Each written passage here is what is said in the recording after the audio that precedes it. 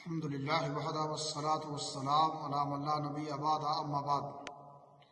اسلامی بھائیوں، بھوکوں کو کھانا کھلانا اور سلام کو عام کرنا اسلام کی بہترین خصلت ہے۔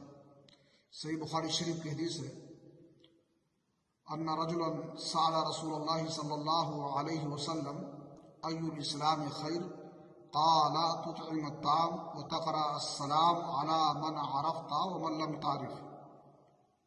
کہ ایک آدمی نے رسول اکرم صلی اللہ علیہ وسلم سے دریافت کیا کہ اسلام کی کون سی خصلت بہترین ہے، تو آپ نے فرمایا کہ بھوکوں کو کھانا کھلاؤ اور سلام کرو ہر شخص کو، خواہ وہ شناسا ہو یا غیر شناسا ہو، ہر مسلمان کو سلام کرو۔